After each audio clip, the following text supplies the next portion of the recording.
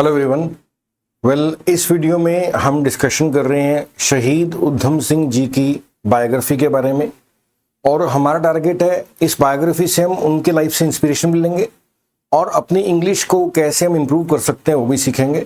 और आज 31 जुलाई है और आज ही के दिन मतलब कि उधम सिंह जी को हैंग किया गया था, तो उन्हीं की एक तरह से ट्रिब्यूट है उन्हीं के लिए आज का video.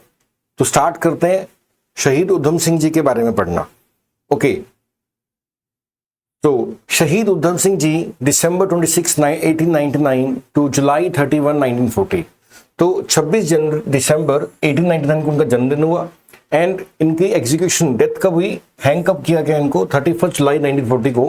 Was an Indian revolutionary, ये भारतीय क्रांतिकारी थे। रेवोल्यूशन का मतलब होता है क्रांति, रेवोल्यूशनरी का मतलब होता है क्रांतिकारी, and prominent figure in Indian independence movement, और ये काफी अहम फिगर थे। प्रोमिनेंट वर्ड का मतलब होता है इंपॉर्टेंट, ये बहुत इंपॉर्टेंट फिगर थे, पहचान थी इनकी इंडियन इंडिपेंडेंस मूवमेंट में। बोर्न इन सुनाम, ये कहाँ पे पैदा हुए, पंजाब के सुनाम में पैदा हुए इन ब्रिटिश इंडिया, जो ब्रिटिश इंडिया का हिस्सा था। इनकी आज़ादी से पहले पाकिस्तान हिंदुस्तान एक था, तब की बात हो रही है। तब का जो पंजाब था उसके सुनाम में इनका जन्म हुआ। Udham Singh early life was marked by hardship, Udham Singh ji की जो स्टार्टिंग की अर्ली लाइफ शुरुआत का जीवन था इसमें काफ़ी कठिनाइयाँ थीं। हार्डशिप का मतलब होता है कठिनाइयाँ। ऑर्फन्ड एट यंग एज, ऑर्फन का मतलब होता है अनाथ, ऑर्फन्ड का मतलब अनाथ हो गए, ये छोटी उम्र में ही यंग एज में ही अनाथ हो गए। He was brought up, brought up का मतलब होता है पालना पोसना बड़े करना। He was brought up in an orphanage, इनको पाला पोसा गया बड़े किया गया एक अनाथालय में। ऑर्फनेज का मतलब क्या है, अनाथालय। इन अमृतसर, अमृतसर में along with his Elder brother, इनके बड़े भाई के साथ इनको पालन पोषण हुआ, बड़े हुए ये अनाथालय अमृतसर में। ओके, नेक्स्ट देखते हैं हमारा क्या लिखा है इसके अंदर। उधम Singh ji is best known for एवेंजिंग, Udham Singh को सबसे अच्छे से जाना जाता है। नोन फॉर का मतलब होता है जाने जाना। Udham Singh is best known for avenging the Jallianwala Bagh massacre, जो जलियांवाला बाग में मैसेकर हुआ था। मैसेकर का मतलब होता है कई लोगों की एक साथ हत्या कर देना। तो हम सबको मालूम है जलियांवाला बाग हुआ में जो मैसेकर हुआ था, उधम सिंह जी को जाना जाता है उस मैसेकर का बदला लेने के लिए। अवेंज शब्द का मतलब होता है बदला लेना। So Udham Singh ji is best known for avenging the Jallianwala Bagh massacre which took place, और ये मैसेकर कब हुआ था, ऑन अप्रैल 13 1919, यानी कि बैसाखी का दिन था 1919 का, तब ये मैसेकर हुआ था। The massacre where British troops, जो ब्रिटिश की आर्मी की टुकड़ी थी under brigadier general Reginald Dyer fire upon a large peaceful gathering, इन्होंने क्या कर दिया था, गोलियां बरसानी स्टार्ट कर दी थी एक पीसफुल गैदरिंग पे ऑफ अनआर्म्ड इंडियन, ऐसे इंडियन जिनके पास हथियार नहीं थे। अनआर्म्ड का मतलब है बिना आर्म्स के, यानी कि बिना हथियारों के जो इंडियन थे, इनके ऊपर इन्होंने गोलियां बरसानी स्टार्ट कर दी जो ब्रिटिश ट्रूप्स थे। Left hundreds dead and thousands injured, और इस मैसेकर के बाद क्या कई लोगों को तो मृत्यु होगी, left hundreds dead and thousands injured, और हजारों लोग इसमें जख्मी हो गए।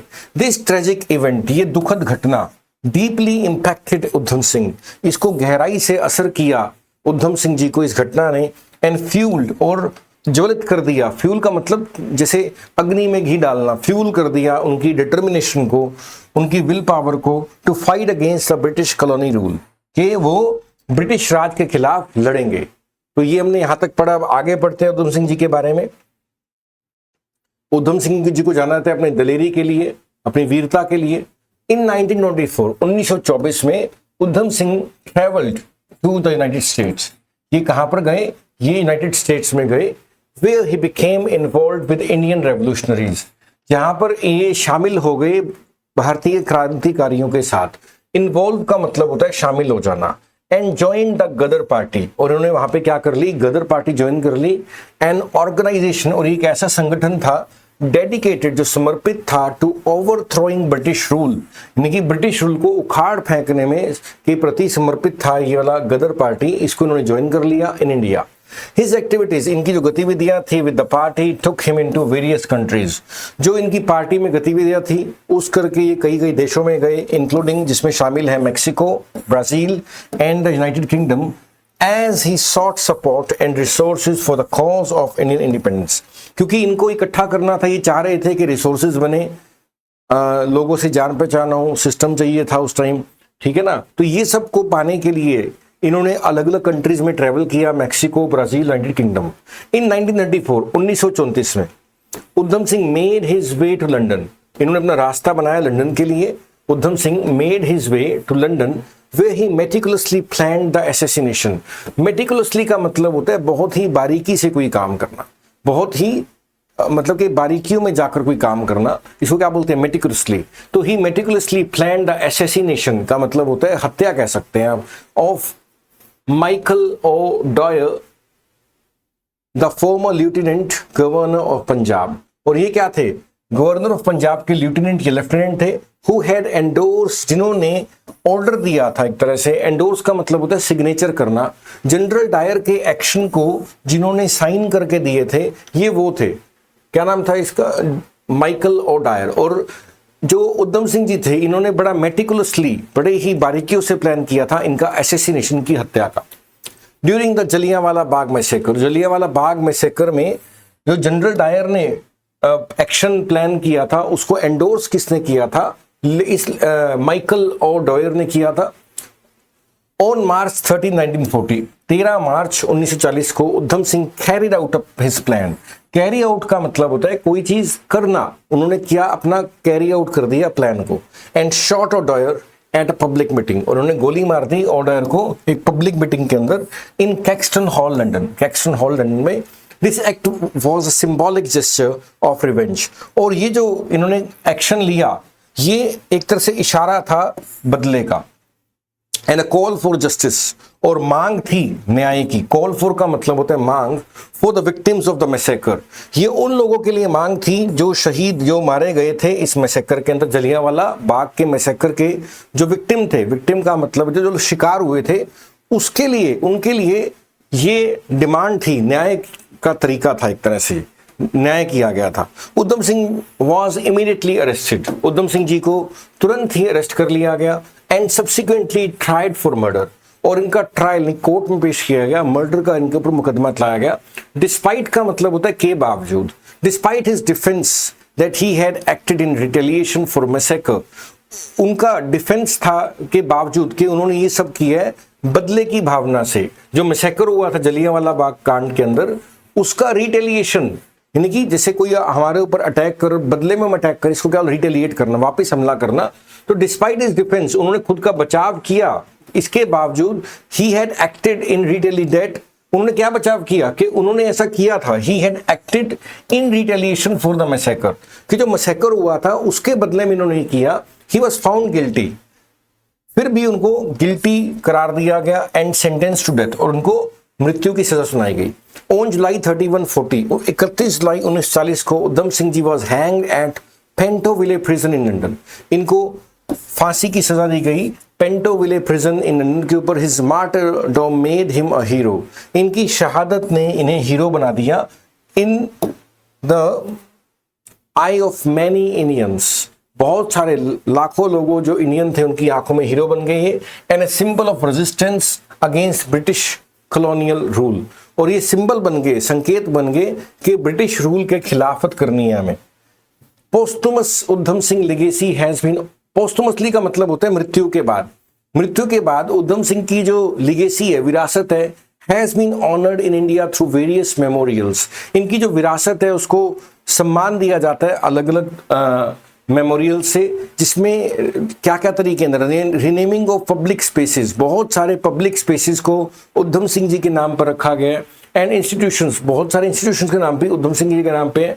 ही is remembered as a fearless revolutionary, इनको याद किया जाता है एज अ फियरलेस रेवोल्यूशनरी, के निर्भीक, नीडर रेवोल्यूशनरी थे ये। हु सेक्रीफाइस, जिन्होंने अपनी जीवन का बलिदान दिया for the cause of Indian independence, भारतीय स्वतंत्रता के लिए इन्होंने अपने जीवन का बलिदान दिया। फॉलोइंग हिज एग्जीक्यूशन, इनके जो सजा सुनाई फांसी होने के बाद, एग्जीक्यूशन का मतलब है फांसी, Udham Singh remains were repatriated to India, इनके जो रिमेन्स थे यानी कि शरीर की अस्थियां थी, जो रिमेन्स थे वो वापस भारत लाए गए। रिपैट्रिएटेड का मतलब होता है वापस देश में लाना, टू इंडिया, ये वापस देश में लाए गए इन 1974 1974 के अंदर। वे रिसीव्ड हीरोज वेलकम, जहां पे उनका एक हीरो की तरह वेलकम किया गया। हिज एशेज, उनकी जो एशेज थी, वर स्कैटर्ड इन सतलुज रिवर, जो उनकी एशेज थी, जो अस्थियां थी उनकी, उनको स्कैटर्ड किया गया, यानी कि बिखेरा गया, प्रवाहित किया गया सतलुज रिवर के अंदर, filling his wish to return to his homeland, और उनकी इस इच्छा को पूरा किया गया कि वो वापस यहां पर आकर ही आखिरी सांस लेने, एक तरह से उनका होमलैंड में वापस आने का जो सपना था वो पूरा किया गया। Udham Singh ji lives and sacrifice have been commemorated in various ways, इनके जीवन को अलग अलग तरीके से याद किया जाता है। कोमेमोरेट का मतलब है याद करना। Several films and books have been produced, बहुत सारी किताबें और फिल्म्स बनाई गई हैं टू ऑनर हिज मेमोरी, उनकी यादाश्त को, उनकी बातों को याद करने के लिए, मान सम्मान देने के लिए बहुत सारी मूवीज एंड बुक्स लिखी गई हैं। हाईलाइट हिज, जो दिखाती हैं उनका योगदान टू फ्रीडम स्ट्रगल, जो भारत में आज़ादी की स्ट्रगल थी उसमें क्या योगदान था इनका, ये किताबें और फिल्म्स इसको दर्शाती हैं, हाईलाइट करती हैं। स्टेचूज, उनके बहुत सारी मूर्तियां बनाई गई हैं। Memorials have been erected, statues खड़े किए गए हैं। इरेक्ट का मतलब होता है खड़े करना, इन हिज ऑनर, उनके मान सम्मान के लिए, इंक्लूडिंग अ प्रोमिनेंट स्टेचू इन जलियांवाला बाग, और इनमें से काफी महत्वपूर्ण स्टेचू है जलियांवाला बाग अमृतसर में। Where he witnessed the massacre, जहां पे इन्होंने अपनी आंखों से देखा था कत्लेआम, मैसेकर को देखा था, and that profoundly influenced his path, और इसी मैसेकर ने असर डाला था उनकी सोच के ऊपर, उनके जीवन पथ के ऊपर। His revolutionary spirit, उनका जो क्रांतिकारी आत्मा थी, continues to inspire generations of Indian, आने वाली पीढ़ियों को आज भी वो इंस्पायर करती है। Serving is a poignant reminder of sacrifice, और आज भी लोगों के मन में एक टीस झलकती है, तैयार हो जाती है। पॉइग्नेंट का मतलब होता है जो टच कर जाए हमारे को, आज भी उनके जो सेक्रीफाइस है हमें टच करता है। Udham Singh commitment to justice and his unwavering courage, Udham Singh ji का जो कमिटमेंट था जस्टिस के लिए और उनका अनवेवरिंग करेज था, यानी कि ना डिगने वाला उनका करेज था, साहस था। हैव सीमेंटेड हिज प्लेस, इसने एक सीमेंट की तरह इनकी जगह बना दी है as one of India's most revered freedom fighter, सबसे ज्यादा इंडिया में पूजनीय फ्रीडम फाइटर की तरह इनका सीमेंट की तरह पक्का इनका नाम हो गया है। एंश्योरिंग, और इस बात को पक्का किया है that his legacy endures in the annuls of Indian history, और इस बात को सुनिश्चित किया है कि उनकी जो लेगेसी थी, विरासत थी, वो भारत के एनल्स, एनल्स का मतलब होता है हिस्ट्री की किताबें, हिस्ट्री का रिकॉर्ड, उसमें इनका नाम दर्ज है। तो ये सेक्रीफाइस था उधम सिंह जी का, जो हमने स्टडी किया, पढ़ा और ट्राई किया उनकी लाइफ से कुछ इंस्पिरेशन लेने की, कुछ सीखने की। तो इस वीडियो में इतना ही है, आगे करेंगे हम नेक्स्ट वीडियो में। Thank you and have a nice day.